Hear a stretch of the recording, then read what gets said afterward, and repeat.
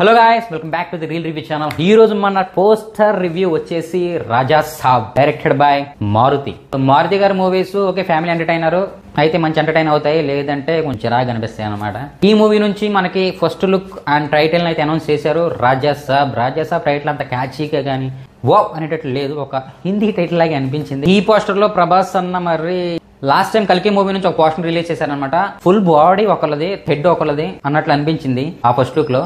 ఈ మూవీలో కూడా కింద కటౌట్ అంతా ఒకళ్ళది, పైన జస్ట్ తలను మాత్రం ప్రభాస్ అన్నది పెట్టారు అన్నట్టు అనిపించింది. అరే ప్రభాస్ అన్నారా అన్నట్టుగా అయితే అనిపించలేదు. ఇప్పుడు మన తమన్ బాబాయ్ మాత్రం బీజం ఏదో కూడా వేస్తున్నాడు, వినసొంపుగానే ఉంది, మొదలెట్టాడరా అన్నట్టుగా కూడా అనిపించింది.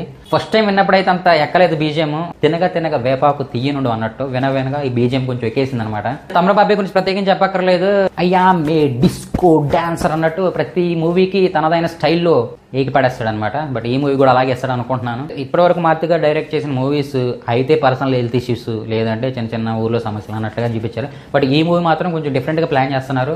మరి ఆ ప్లానింగ్ ఎంతవరకు వర్కౌట్ అయిద్దా అన్నది మరి మనం ఒక టీజర్, ఒక గ్లింపు వచ్చిన తర్వాత తెలుస్తుంది. ఈ మూవీ నుంచి కొన్ని పిక్స్ అయితే లీక్ అయ్యాయి అనమాట. లుక్స్ ఫ్రెష్గానే ఉన్నాయి. అయినా కానీ ప్రభాస్ అన్న కటౌట్ ఎందుకు కొంచెం బల్క్గా, కొంచెం చెబ్బీగా ఉన్నట్టు అనిపిస్తుంది. అంత క్యూట్ లుక్ అయితే లేదు.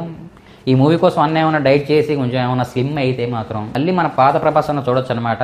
రీసెంట్ గానే సలార్ మూవీ సక్సెస్ పార్టీ చేసుకున్నారు అనమాట. ఆ పార్టీలో కూడా అంతే కొంచెం బాగా బల్క్ గా, ఫేస్ కూడా చాలా గుండ్రంగా రౌండ్ గా పెద్దగా ఉందన్నమాట.